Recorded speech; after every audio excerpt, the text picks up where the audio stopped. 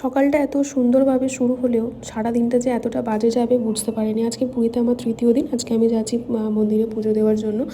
আমার সাথে না একটা স্ক্যাম হয়ে গেছে। এখানে তো জানো পান্ডাদেরকে টাকা দিলে একটুখানি তাড়াতাড়ি পুজো হয়ে যায়। তো সেই ভেবেই আমরা ১,০০০ টাকা দিয়েছিলাম। আমরা দুজন ছিলাম, ১,০০০ টাকা দিয়েছিলাম। তো উনি একটা কর্নারে এসে আমাকে বসিয়ে দিয়ে বললেন, যেখানে বসো, আমি কুপন আর প্রসাদ নিয়ে আসছি। তারপর প্রায় ২ ঘন্টা হয়ে যায়, উনি আর আসেননি।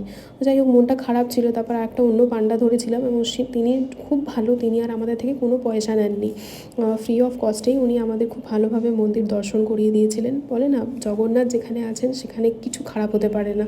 তো একটুখানি মন খারাপ ছিল। তাও ভাবলাম মন খারাপ করে কী বা করবো। তারপর কস্তুরীতে গিয়ে একটুখানি বেশ জমিয়ে লাঞ্চটা করলাম, যাতে একটু মনটা ভালো হয়। তো লাঞ্চ টাঞ্চ করে একটু সমুদ্র পাড়ে বসে আজকে আমি যা যা আমার কেনাকাটি ছিল সব কিছুই করে ফেলেছি। যেমন এই গঙ্গুরাম থেকে খাজা কিনলাম, তারপর যা যা বাড়ির জন্য কিনবো সব কিছুই কিনলাম। কিন্তু মনটা সত্যিই ভালো ছিল না, তাই জন্য আর ভিডিও করিনি। দেখা হচ্ছে নেক্সট ভিডিও।